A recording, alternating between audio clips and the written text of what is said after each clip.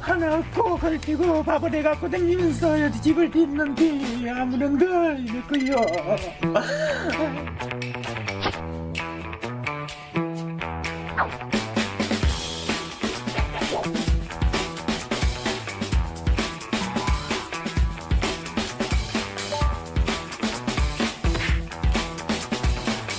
그런 위치에서 그리 지으면 된다고 얘기를 했어요. 이 상황까지 오지 않게 하기 위해서 엄청 대화를 했어요. 이건 도저히 대화로 해결 안 되겠다.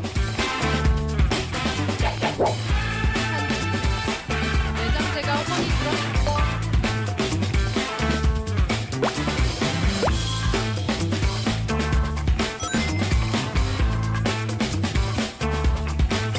들어. 일대로 해석을 하고 찾아보니 바로 이 장소라는 걸 그때 이제 깨닫고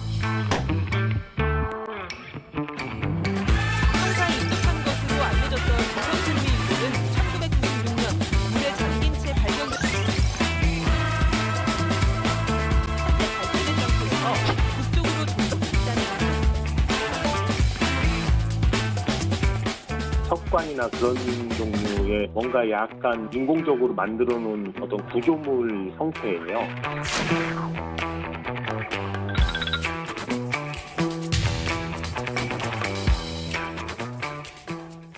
네, 어바웃 우리 동네 친절한 기자들 시간입니다. 매주 월요일 지난주부터 함께하고 있는 코너인데요. 여수 MBC 보도센터의 똘똘한 막내, 오늘은 강서영 기자와 함께하겠습니다. 어서 오세요. 안녕하세요. 네. 네, 친절한 기자들 지난주에 첫 방송이 나간 이후에 반응이 아주 폭발적이었는데요. 그 여세를 몰아서 오늘도 밀착 취재기 기대하겠습니다. 네, 오늘 첫 번째 이슈는요. 화면에서 아까 본 무너진 집 이야기부터 시작해 보겠습니다. 어떻게 취재를 시작하셨나요? 네, 제가 처음에 제보를 받았습니다. 근데 그 제보가 특별한 내용이 아니고요. 이제 토지 경계를 침범을 해서 어떻게 뭐 철거가 되긴 했는데 그 언제 철거를 할 것이고 또 어떻게 철거를 해서 어떻게 할 것이다 제대로 얘기가 되지 않았는데도 갑자기 철거를 하고 그 잔해를 집에 밀어 넣었다. 이런 이야기를 들었습니다. 너무하다 이런 내용이었는데 이제 처음에는 저도 반신반의를 했었죠. 그러니까 법원에서 어쨌든 철거 명령을 내린 거고 그 철거를 한다라는 게 그러니까 뭐 남의 땅을 침범을 했기 때문에 우리가 상식적으로 남의 땅을 침범하면 안 되는 거죠. 네. 그렇기 때문에 상대를 혹시 뭐 비방하려고 제보를 한 건 아닐까 이런 생각도 솔직히 할수 했다고 있어요. 예, 조심스럽게 말씀을 드립니다. 그런데 아니 얼마나 억울하면 저에게까지 그 섬에서 제게까지 제보가 전달이 됐을까라는 생각에서 네. 일단 이야기라도 들어봐야겠다라는 취지에서 취재를 시작을 했는데요. 예. 네, 사건의 시작은 2017년쯤에 반쯤 철거된 그 집, 그리고 그 집과 수십 년간 이웃이었던 뒷집의 주인이 바뀌면서 시작이 됐습니다. 그 뒷집의 진출입로에 앞집 부지가 물려있던 사실이 드러난 건데요. 이제 뒷집 주인의 입장에서는 앞집을 그대로 놔두게 되면 너무 이제 진출입로가 좁아지니까 거의 막힌다. 리어카 하나 정도만 들어갈 수 있다. 근데 이게 어떻게 집이 될 수 있겠느냐 이런 입장이었고 이제 앞집 입장에선 36년 동안 내가 이 집을 내 집인 줄 알고 내 땅인 줄 알고 살아왔는데 갑자기 집을 떠나야 한다, 철거를 해야 된다라고 하니까 황당했겠죠. 네. 그래서 2017년부터 4년여 동안 여러 가지 이야기가 오갔다고 하는데 뭐 저쪽 땅에 사서 여기 붙여주겠다. 저쪽 땅이랑 이쪽 땅이랑 교환을 하자 했는데 결국에 문제가 된 건 금액이죠, 금액.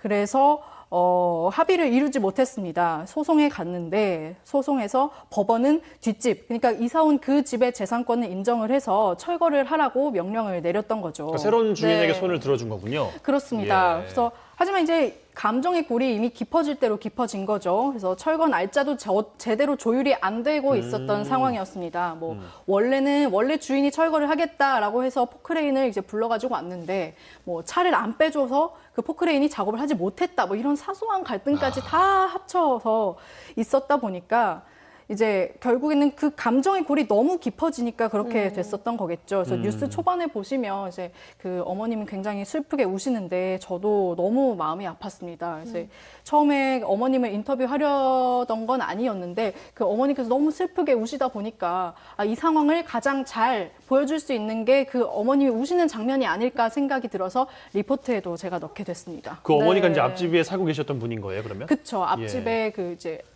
아내분이시죠. 주인 아저씨의 아내분이시죠. 예. 얼굴을 마주보며 사는 게 이웃이고 앞집, 뒷집 하면서 굉장히 또 지근거린데 그런 일들이 좀 일어났군요. 어쩌다 이렇게 됐는지 뭐 안타까움도 시청자 여러분들도 다 느끼실 것 같은데 섬이라는 특징이 좀 있긴 있을 것 같아요. 섬이라는 특수성이 있을 것 같고 섬의 경우에 지적도와 실제 건물들 차이가 좀 나는 경우들이 많습니까? 그렇습니다. 제가 취재를 해보니까 이게 단순한 분쟁은 아니구나. 뭔가 구조적인 원인이 있구나라고 느끼게 되었는데요. 예. 그러니까 소위 이게 물려 있다고 말을 하죠. 섬 지역은 대체로 지적도상의 토지와 건물이 잘 맞지 않고 조금씩 밀려 있거나 그러니까 물려 있다라는 이야기를 많이 들었습니다. 실제로 지도랑 지적도를 비교를 해보니까요. 많게는 3필지에서 4필지. 이렇게 보시는 것처럼 심지어 그 갈등 당사자였던 뒷집조차도 남의 집 2필지에 걸쳐 있었던 상황이었었던 거예요. 그러니까 이런 집들이 실제로 확인을 해보니까 너무 많았습니다. 그래서 제가 사실 제 기사에 댓글을 다 확인을 해보면은 이제 댓글에 좀 공격적인 어투로 다신 분이 계세요. 아니 뒷집도 저렇게 나뉘어져 있으면 걸려있구만 이러면서. 네, 뒷집도 그러면 뭐 철거를 해라. 그게 너무한 거 아니냐. 좀 이런 댓글도 있었을 정도로 이제 섬마다 대체적으로 이런 문제를 갖고 있다라고 볼 수 있겠죠. 예. 그래서 이 현실과 지적도가 맞지 않는 이 경향은 왜 있을까? 거기에는 두 가지 이유가 있습니다. 첫 번째로 100여 년 전에 그 일제강점기 시절에 이런 지적 측량들이 이루어졌는데 그 이제 자로 이제 좀 어떻게 보면 좀 투박하게 그 열악한 그 기구들을 가지고 측량을 하다 보니까 굉장히 부정확했다고 합니다. 그래서 그 부정확한 지적도를 따라서 그때 당시 그대로 그냥 집을 지었던 거겠죠. 네. 이제 둘째로는 섬 지역의 특이한 좀 문화라고 해야 될까요? 분위기가 좀 작용을 했습니다.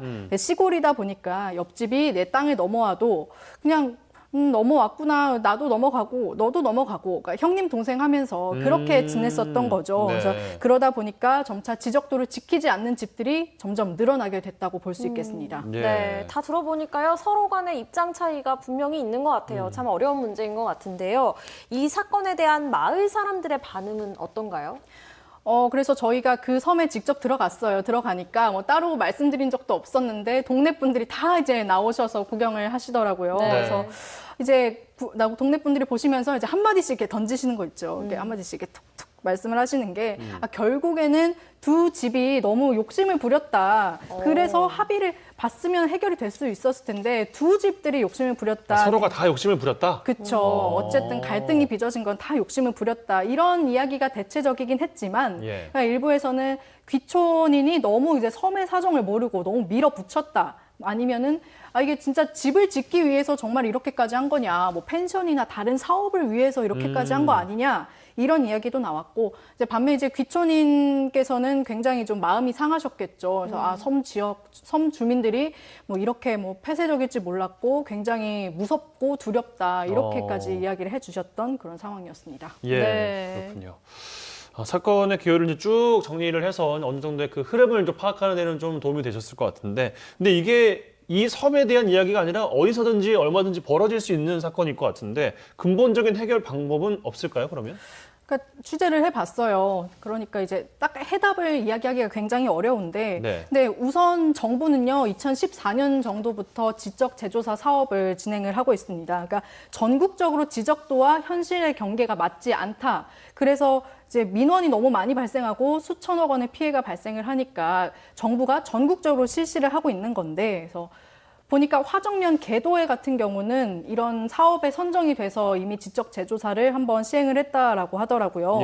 근데 그래서 사건이 있었던 그 섬에서도 이런 지적 재조사가 이루어져서 토지 구획이 행정적으로 좀 정비가 된다면 이런 문제가 조금 줄어들지 않을까, 좀 나아질 수도 있지 않을까라는 생각은 해봤습니다. 네. 근데 이제 하지만 이런 지적 재조사 사업이 마냥 해답이라고 볼 수도 없는 게 이 사업을 통해서 손해를 보는 사람 그리고 이득을 보는 사람으로 나뉘거든요. 또 다시 또 생기겠죠, 또 그런 그렇죠. 그런 게. 측량을 해보면 다 이제 또 이렇게 두 집단으로 나뉘기 때문에 또 다른 갈등의 소지가 될 수 있다. 그래서 마냥 해결책이라고 볼 수 없지 않겠느냐. 그러네요. 라는 게 그 이제 관계자들의 설명이었고요. 그래서 여수시가 섬 관광, 뭐 섬 발전에 대해서 굉장히 관심이 많은 것으로 저는 알고 있습니다. 그래서 섬이 개발되고 그러면서 자본이 유입이 되면 이 같은 이런 지적도 문제는 더 큰 문제가 될 거라고 생각을 해요. 걸림돌이 될 수 있을 것 같고 그렇기 때문에 관계기관도 함께 머리를 맞대고 좀 고민해야 할 문제가 아닌가 싶습니다. 네, 참 복잡하지만 또 꼭 해결해야 하는 문제인 것 같습니다. 좋은 해결책이 나오길 바라겠고요. 다음 이슈는 도선국사 이야기로 넘어가 보겠습니다. 도선국사라면 역사책에서 본 인물로 알고 있거든요. 우리 지역이랑 도선국사가 어떤 관련이 있는 건가요? 우선 도선국사는 그 신라시대의 승려인데요. 광양 백계산 옥룡사의 자리를 잡고 후학대를 지도했다. 이렇게 알려져 있습니다. 하지만 이제 도선국사는요, 승려보다는 풍수지리의 대가 이렇게 알려져 있는데요. 네. 그러니까 우리나라의 풍수지리학 역사가 신라 말기까지 거슬러 올라간다고 하는데, 근데 그게 이제 도선의 생존 연대와 관련이 있다 이런 이야기도 있습니다. 따라서 이제 뭐 어쨌든 도선국사는요, 광양 옥룡사에 머문 지 35년 만인 72살에 돌아가셨습니다. 네. 풍수지리의 대가였던, 그리고 우리 지역에 또 유골이 나왔다 이런 걸도 참 많은 이슈도 있었는데 그 유골이 가짜일 수도 있다 이런 뉴스였습니다. 이견을 제시한 분이 바로 풍수지리 학자였는데 그분의 주장 다시 한번 정리를 좀 해주세요. 네, 뭐 조선시대 문서라는 동문선이란 문서가 있어요. 그 네. 문서에 따르면 신위, 그러니까 뭐 시신이든 살이든 뭐 신위를 모실 탑을 옥룡사 북쪽에 세우라는 유훈을 따랐다. 뭐 이런 기록이 남아 있는데 뭐 이를 토대로 보면 실제 유골이 묻힌 곳은 현재 그 장소에서 북쪽으로 조금 떨어진 곳에 있다라는 주장을 말씀을 하신 거죠. 근데 마침 1996년도에 물에 잠긴 채 그 도선 국사의 유골이 발견이 됐었습니다. 네. 그 뼈의 구성분이 너무 이제 오래돼서 사가버려서 정확하게 연대 측정을 그 당시에 하지 못한 상황이었고요. 그리고 뭐 이 문제가 뭐 불거지니까 전자파를 이용해서 지하에 매설된 물체를 탐사하는 GPR 탐사 전문 업체가 주변을 탐사했는데 관 모양의 인공 물체가 있는 것으로 추정이 된다 이렇게 이야기를 했습니다. 우리가 도선 국사라고 생각했던 그 유골이 가짜가 아니냐 이런 주장이 제기가 된 거죠. 네. 네, 결국에 뭐 유골의 진위는요, 뭐 발굴을 해봐야 알 수 있는 상황인데 광양시는 문화재청의 발굴 허가를 위한 그 절차를 밟고 있다고 합니다. 네, 어떤 결론이 날지 계속 주목해 봐야 될 것 같습니다. 네. 자, 마지막으로 이번 주에 주목해 볼 뉴스도 알려주시죠. 이번 주 여수 MBC 뉴스 데스크에서는요, 여수에서 발생한 특혜 의혹이 다뤄질 예정입니다. 지난해 웅천에 위치한 이순신 마리나의 위탁 업체를 재선정하는 과정에서 특정 업체에 여수시가 특혜를 제공했다라는 의혹들이 제기돼가지고 해경이 수사에 나선 바가 있는데요. 네. 얼마 전까지 업체 재선정을 심사했던 심사위원들을 상대로 그 참고인 조사까지 이루어졌다고 하는데 그 1년 가까이 수사가 아직 진행 중인 상황, 그러면 지금까지 어떤 팩트들이 나왔고 어떤 분위기로 흘러가고 있는지 저희가 이번 주에 알기 쉽게 전달해드리려고 합니다.